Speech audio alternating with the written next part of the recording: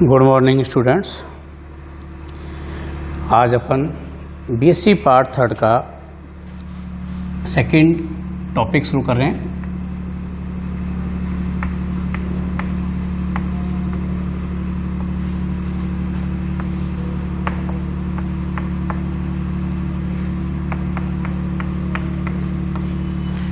Second topic आपका, इससे पहले की क्लास के अंदर हमने आपको बताया था मेल गैमेटोफाइट का डेवलपमेंट के बारे में अपन ने डिस्कस शुरू किया था, और वहाँ पर primary cell of male gametophyte जिसे हमने क्या कहा था, पॉलन ग्रेन, उसके बारे में आपको जानकारी दी थी कि पॉलन ग्रेन क्या होता है, किस प्रकार की उसकी संरचना होती है।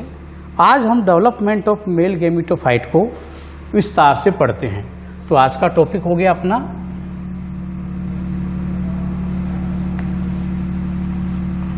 डेवलपमेंट ऑफ मेल गैमेटोफाइट, जिसे हम नर युग्मकोद्भिद का विकास के नाम से जानते हैं। नर युग्मकोद्भिद का विकास। तो आज हम नर युग्मकोद्भिद के विकास के बारे में आपको जानकारी देंगे। Primary cells of male gametophyte की हम जानते ही हैं क्या थी।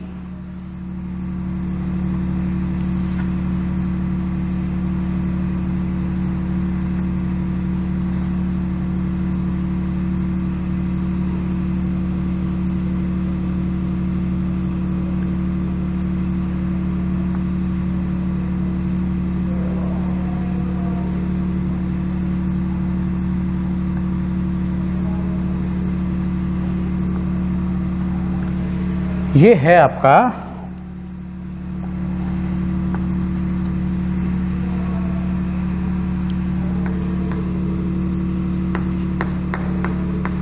पॉलन ग्रेन, यानी कि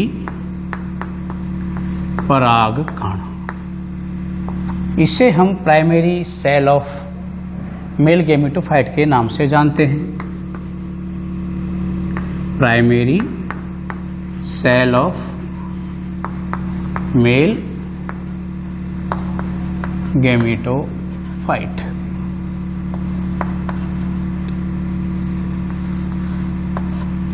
देखो,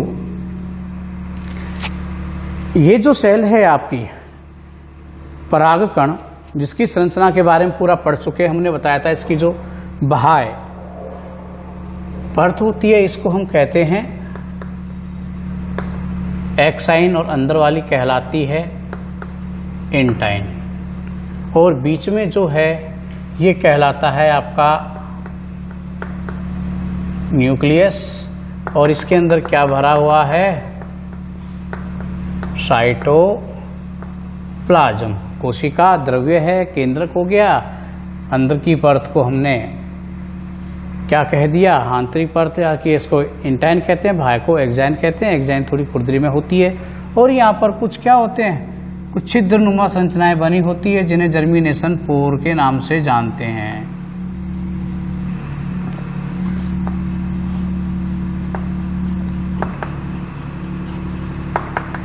जर्मिनेशन पोर यानी कि जनन छिद्र इसे कहते हैं। ये है आपकी प्राइमरी कंडीशन है। प्राइमरी कंडीशन के अंदर तो देखो इसी प्रकार से ये हमने आपका बता तो दिया, लेकिन आप जानते हो जब पूरे परागकण जो होते हैं आपके चतुष्क के रूप में पाए जाते हैं, जो चतुष्क जब आपस में सेपरेट होते हैं कैलेज नाम के एंजाइम के द्वारा, कैलोज पर चढ़ती है, तो उसमें से ये एक पार्ट आपका परागकण कहलाता है, और ये ग्राउंड शेप के अंदर आपका हो जाता है। तो ये आपका है। अब देखो इसके अंदर क्या होती है, काफ़ी सारी इसके अंदर अगर शुरुआत में देखें तो वोक्यूल्स मिलती हैं। ऐसे क्या होती है, छोटी छोटी रिक्तिकाएँ आपके ऐसे पाई जाती हैं एक तो। अब देखो, अब इसमें क्या होता है, ये जो केंद्रक है आपका, इसमें एक तो ये रिक्तिकाएं छोटी छोटी बताई हैं, ये जो रिक्तिकाएं हैं ये क्या करती हैं, अपने आकार को बड़ा कर लेती है। रिक्तिकाएं आपस में मिल जाती हैं, मिलकर इनका आकार क्या हो जाता है, थोड़ा बड़ा हो जाता है।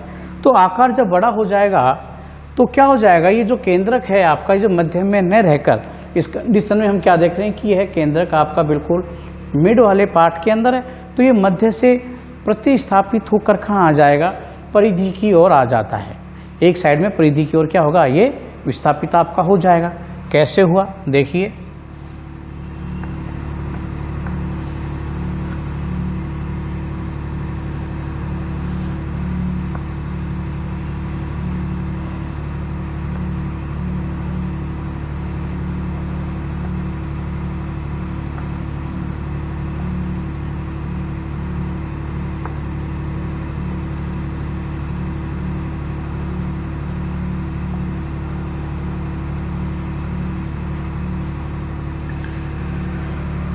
हो गया।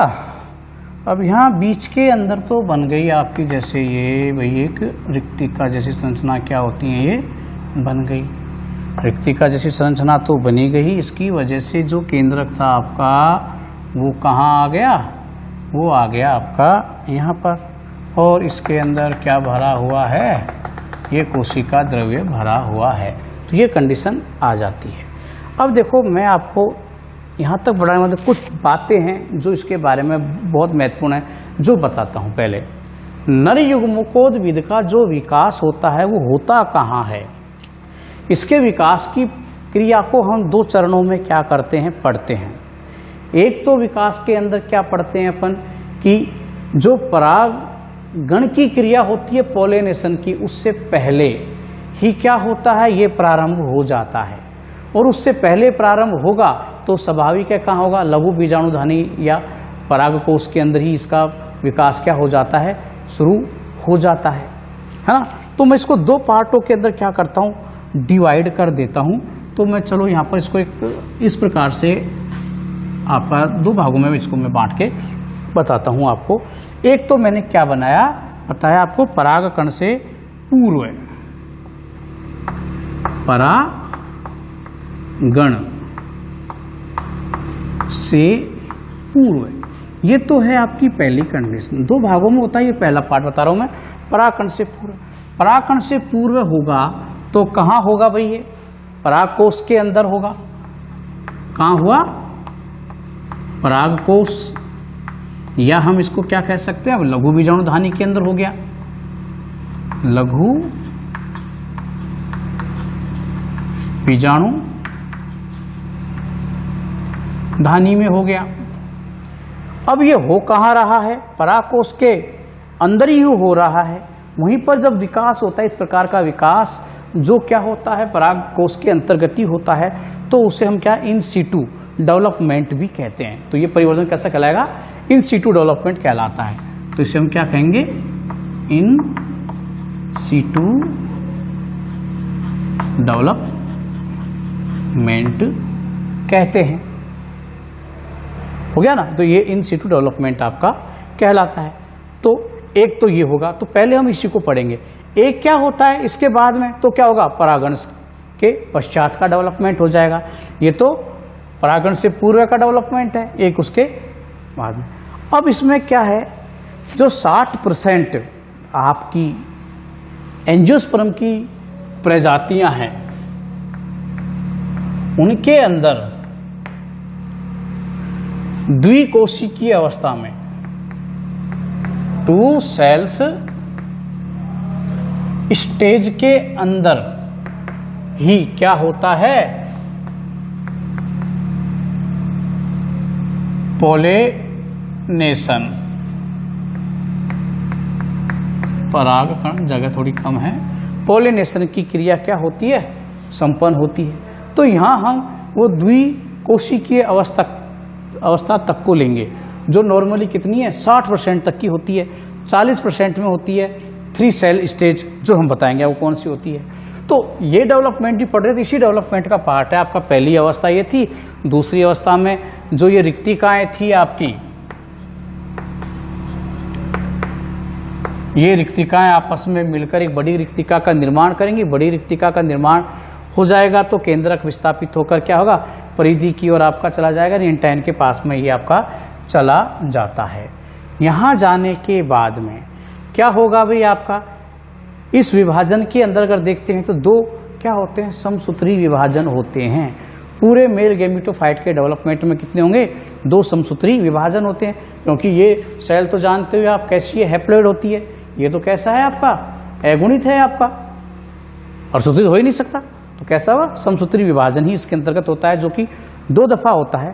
पहला हम यहाँ देखते हैं, तो ये आपकी जो फर्स्ट कंडीशन है, यहाँ होता है आपका फर्स्ट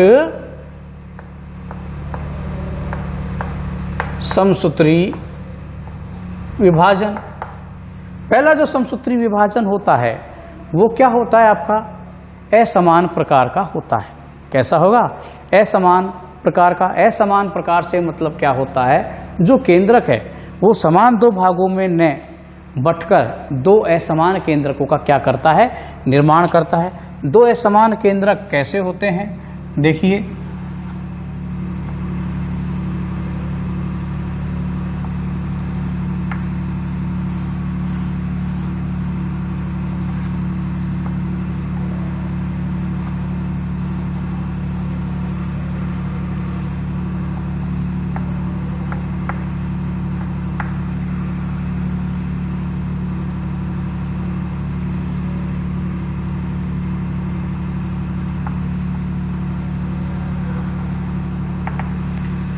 और 2 असमान में जो केंद्रक बना, एक केंद्रक का आकार तो होता है देखो ऐसे बड़ा, एक केंद्रक का आकार होता है आपका छोटा। एक केंद्र का आकार तो क्या हो गया, बड़ा, और एक केंद्र का आकार हो गया छोटा। छोटा जो केंद्रक है, इस केंद्रक को तो हम क्या कहते हैं, जेनेरेटिव न्यूक्लियस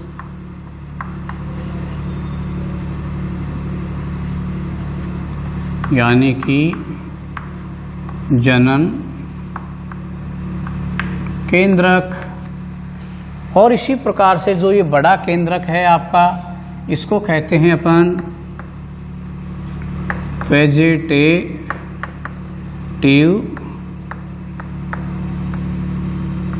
न्यूक्लियस यानी कि कायिक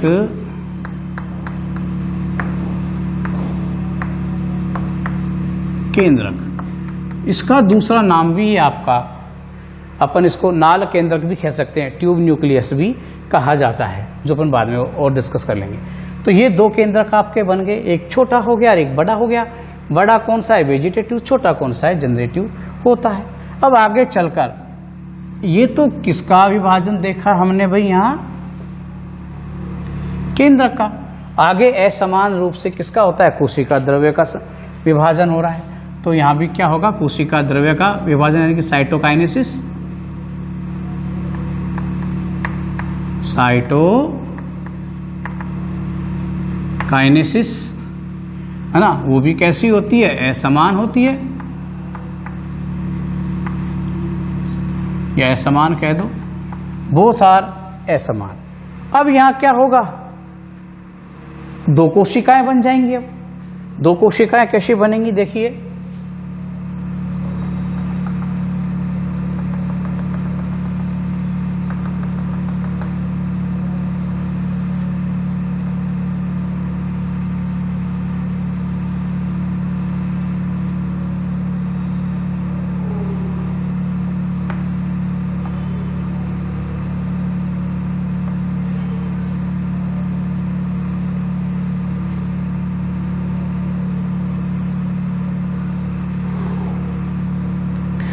दो कोशिकाओं में एक कोशिका तो बनती है आपकी, ये बड़ी बन जाती है, एक बन गई आपकी छोटी कोशिका। ये बड़ी कोशिका है, बड़ी कोशिका का बड़ा केंद्रक, इसमें ये साइटोप्लाज्म आदि जो भरा हुआ ही है। छोटी कोशिका के अंदर ये छोटा केंद्रक, कैसा है ये छोटा केंद्रक। तो ये 2 कोशिकाएं बन गई। इन दोनों कोशिकाओं को हम किस नाम से जानते हैं, छोटी कोशिका को तो हम कहते हैं क्या, जनन कोशिका। क्या कहलाएगी, जनन कोशिका यानी कि जनरेटिव सेल, जेनेरेटिव सेल। दूसरी आपकी ये बड़ी कोशिका है, लार्ज कोशिका, जिसे क्या कहेंगे, वेजिटेटिव सेल, या इसका दूसरा नाम क्या होता है, ट्यूब सेल। इसको अपन ट्यूब सेल के नाम से भी हम इसे जानते हैं। हो गया। अब देखो इसके साथ में एक और एक महत्वपूर्ण बात यहाँ पर देखने को मिलती है, जो नॉर्मली अपन ध्यान में रखते भी नहीं है, ना ही बुक में आपको ये लिखी हुई है। अभी देखो बहुत से आपके कंपटीशन के अंदर क्वेश्चन पूछ लिया जाता है कि ये जो कोशिका है आपकी, ये जो बनी हुई है छोटी कोशिका है ना, इसकी जो वाल है ये किसके द्वारा बनी होती है। तो ये जो बनी होती है वो किसके द्वारा बनी होती है, कैलोज, कैलोज नाम के पदार्थ के द्वारा बनी होती है, जो कि एक प्रकार का क्या है आपका कार्बोहाइड्रेट होता है। क्या होता है ये, कार्बोहाइड्रेट ही होता है आपका। इसके द्वारा यह कोशिका आपकी क्या होती है, बनी हुई पाई जाती है। तो ये आपने देखा कि ये जो विभाजन हमने बताया इसके अंदर ये कितनी सेल कोशिका हो गई, ये 2 सेल स्टेज आपकी यहाँ पर हमने आ गई। ये 2 सेल स्टेज जो है आपकी आती है लगभग 60% एंजियोस्पर्म पादपों में। इसी अवस्था के अंदर क्या होते हैं, परागण की क्रिया संपन्न होती है। तो इसी अवस्था में क्या होती है, परागण की क्रिया संपन्न होती है, यानी कि पराग कोश से ये निकल कर क्या होते हैं, वर्ती कागर के ऊपर पहुंच जाते हैं। जैसे ये आपकी कोई वर्ती कागर है, ये ओवरी हो गया, तो ये है आपके क्या, तो ये क्या है जो आपका यहाँ इस 2 कोशिकीय अवस्था के अंतर्गत क्या होता है, ये आपका आता है। तो यहाँ पर ये इस प्रकार से वर्ती कागर पर ये पहुँचेंगे आपके। तो ये हो गया पहला पार्ट। हम पढ़ते हैं अब इसका सेकंड पार्ट। सेकंड पार्ट में देखो क्या है, परागण से पूर्व था, अब क्या है, परागण के पश्चात परिवर्धन। परागण के पश्चात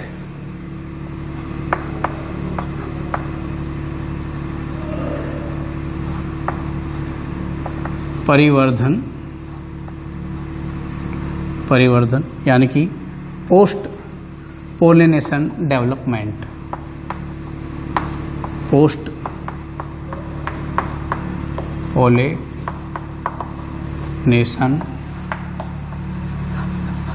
डेवलपमेंट।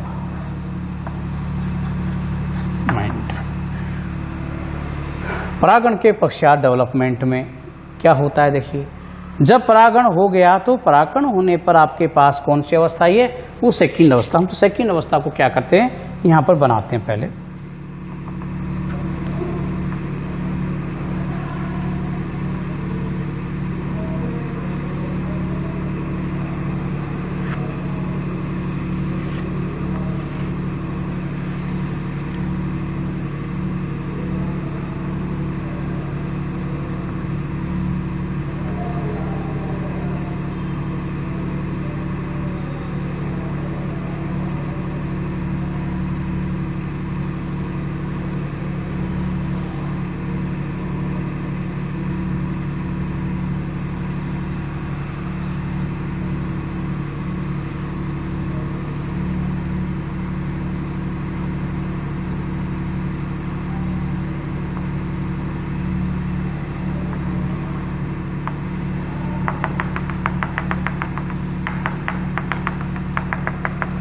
इस अवस्था के अंतर्गत क्या है आपका पोलिनेशन क्रिया होकर ये जो परागण है कहाँ आ गया, इस वर्ती कागर के ऊपर आ गया।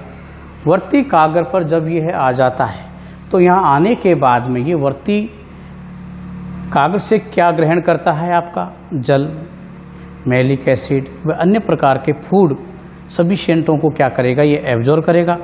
एब्जॉर्ब करने के बाद में क्या करेगा, ये आपका फूलेगा, है ना, जो कि आगे होगा। इससे पहले और कुछ चीज़ें इसके अंतर्गत क्या होती हैं, तो यहाँ पर आने के बाद में इसमें क्या डेवलपमेंट हुए वो देखो। सबसे पहला तो डेवलपमेंट में क्या काम होता है कि आपकी ये जो सेल वाल है जो कि कैलो से बनी हुई, ये क्या हो जाती है, डिजोल्व हो जाती है, हो गई। और डिजोल्व ये हो गई तो डिजोल्व करने में भी क्या है, वो कैलोज वाला ही काम आपका आएगा। तो ये क्या हो जाती है, डिजोल्व होकर ये कोशिका आपकी जो जनरेटिव सेल है ये क्या किसमें शामिल हो जाएगी, इसी के अंतर्गत ही आ जाती है। तो ये कंडीशन आपको प्राप्त हो जाएगी।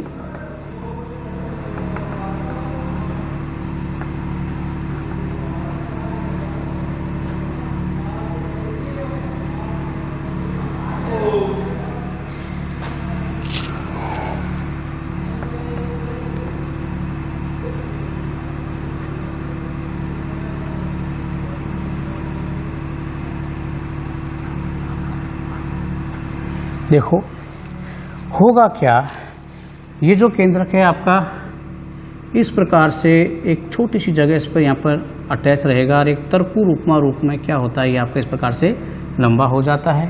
साथ में दूसरा केंद्रक जो है आपका ये है ही यहाँ पर वो रहेगा ही। तो इस फॉर्म के अंदर सबसे पहले तो क्या होगा, ये अवस्था आपकी आ जाएगी, यानी सेल वाल है जो डैमेज हो गई आपकी, विलुप्त हो गई। विलुप्त होने के बाद में जो केंद्रक है आपका, जो जनन केंद्रक था, जो जनन कोशिका है आपकी ये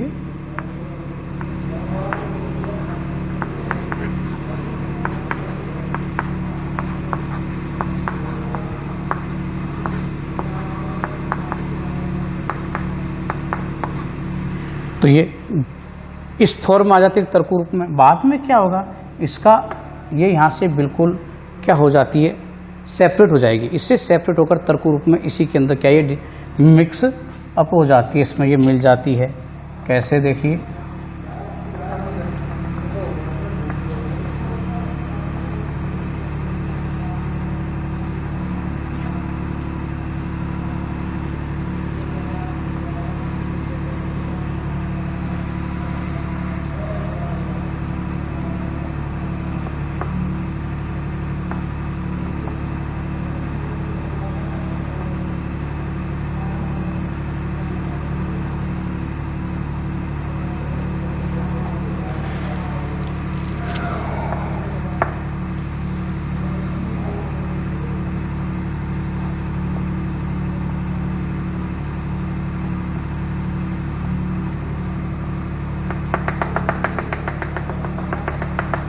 एक तरकुकार रूप में है ना, स्पिंडल, स्पिंडल शेप में यह कोशिका इसके अंतर्गत आ जाती है। यहाँ आने के बाद में क्या होता है, इसके अंदर अब हम सेकंड क्या कराएंगे, आपका समसूत्री विभाजन। पहला यहाँ हुआ था, अब यहाँ पर शुरू होता है आपका सेकंड समसूत्री विभाजन।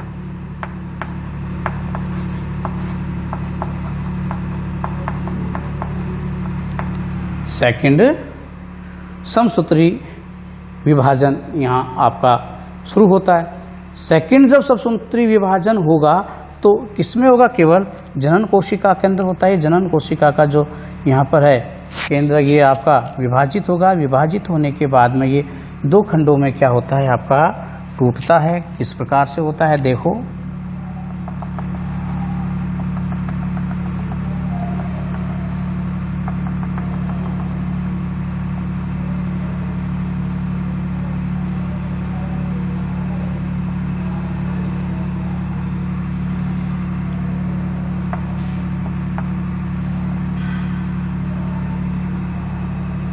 ये इंटाइन है, ये आपका सॉरी ये एक्साइन है, इसके नीचे इंटाइन है। नीचे वाली जो येलो कलर में है लेयर वो आपकी इंटाइन, रेड में बनाया हमने एक्साइन बनाया है। यहाँ जो हमने ये सेल बना रखी थी आपकी स्पिंडुलर रूप में, ये इसका जो केंद्रक है वो अब क्या करता है, इस प्रकार से दो खंडों के अंदर ये टूटता है आपका। कितने खंडों में टूट रहा है आपका ये, चाहे इसको अपन एक दूसरे कलर में ले लेते हैं। ये दो खंडों के अंदर आपका क्या करता है, ये टूटता है। और आगे चलकर ये दो कोशिकाएं आपकी क्या हो जाती हैं, बन जाती हैं। देखिए दो कोशिकाएं,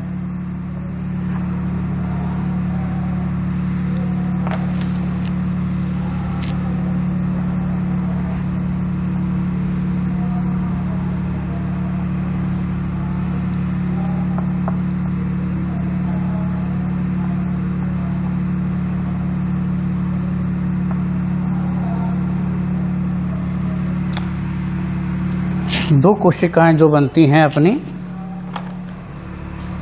कैसे, ये तो एक है ही, यहाँ पर ये दो छोटे केंद्रक रूपी संरचनाएं बन गई। तो इन्हें तो अपन क्या कहा था, कायिक सेल या कायिक न्यूक्लियस के रूप में जानते ही हैं। ये दो बन गए आपके नर युग्मक। ये क्या बन गए आपके, नर युग्मक आपके ये बन जाते हैं। तो ये दो बन गए नर युग्मक। अब देखो मैं आपको इसकी डेफिनेशन बताता हूँ। मैंने पहले डेफिनेशन नहीं बताई, वो इसलिए कि पहले अपन इसको समझा दें कहाँ से निकल के आती है हुई। तो नर युग्मकोद्भिद की अगर आपको डेफिनेशन देनी है तो सीधा आप दे सकते हो। देखो यहाँ तक वो निकल कर आती है। कैसे, नर, एक तो सीधी सी बात है, नर युग्मकों यानी क्या हो गया, परागकणों के अंकुरण को ही नर युग्मकोद्भिद कहते हैं। सिंपल सी बात तो ये परागकणों का अंकुरण क्या कहलाता है, नर युग्मकोद्भिद कहलाता है। अब यहाँ वही चीज समझ आ रही अपन कैसे हुआ। तो यहाँ पर देखो नर युग्मकों का निर्माण हुआ या नहीं हुआ है, हो गया ना। तो ये नर युग्मकों का डेवलपमेंट हो रहा है, विकास, तो ये होगा। अब इसका अंकुरण करेंगे तो परागकणों के अंकुरण की क्रिया को ही क्या कहते हैं अपन, नर युग्मकोद्भिद कहते हैं। अब आगे देखो ये इसमें आगे क्या होता है।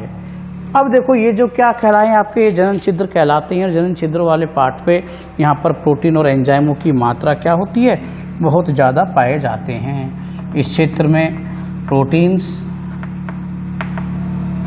प्लस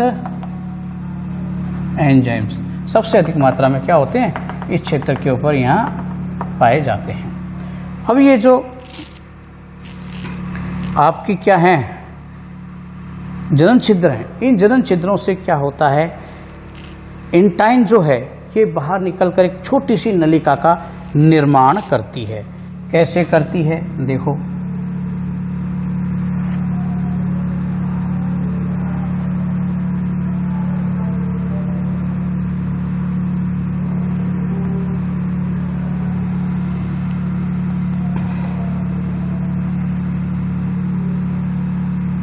एक छोटी सी नलिका का क्या करती है, निर्माण करती है।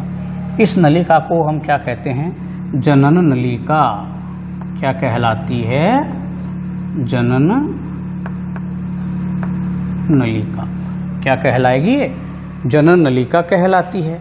दो केंद्रक आपके थे, ये केंद्रक ये, दूसरा ये, और साथ में एक ये केंद्रक इसके अंदर होता है। इस प्रकार से इसमें अन्य कोशिकीय अंगक क्या होते हैं, पाए जाते हैं। तो ये जनन नलिका आपकी क्या होती है, बन जाती है। अब इस जनन नलिका के अंदर क्या होते हैं, इन केंद्रकों का यहाँ पर क्या होता है, स्थानांतरण होता है। तो सबसे ऊपर जो केंद्रक जाता है वो तो कौन सा जाता है आपका, ट्यूब न्यूक्लियस, है ना। और उसके बाद में जाते हैं आपके मेल गैमेट यानी कि नर युग्मक जाते हैं। इसको हम कायिक केंद्रक के नाम से भी जानते हैं। और आगे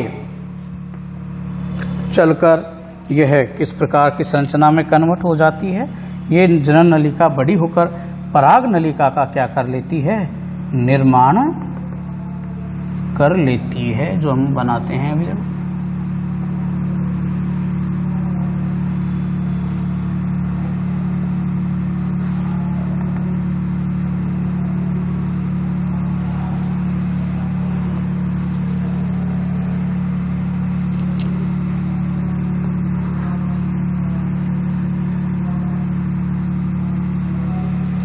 यहाँ बिल्कुल टॉप पे तो आ गया आपका कौन सा केंद्रक, कायिक केंद्रक या नाल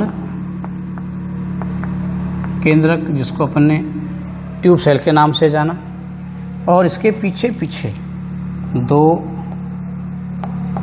ये क्या होते हैं आपके केंद्रक, यानी कि मेल गैमेट आपके ये आ जाते हैं। तो ये इसके पीछे आपके आए जाते हैं, और इसके अंदर आपका ये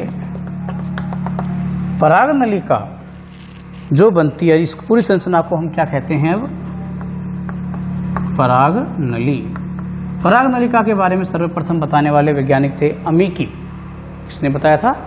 अमीकी नामक वैज्ञानिक ने पराग नलिका के बारे के अंदर सबसे पहले बताया था। और जिस प्लांट के अंदर इसकी खोज की, डिस्कवर किया, वो था पार्चुलेका। पार्चुलेका नामक पादप में अमीकी नामक वैज्ञानिक ने इस पराग नलिका के बारे में उन्होंने बताया था। और जनन नलिका जो थी आपकी, वही लंबी होकर क्या बनाती है, पराग नलिका का निर्माण आपका करती है। तो ये जो पूरा डेवलपमेंट है, ये है मेल गैमेटोफाइट। एग्जाम की दृष्टि से इम्पोर्टेंट भी है, तो आप इसको पूरा स्क्रीनशॉट ले लें इसका एक बार। तो आप स्क्रीनशॉट लेने के बाद में इसके नोट्स आप प्रिपेयर करें। कोई समस्या हो आप मेरे से पूछ सकते हो। Okay, thank you.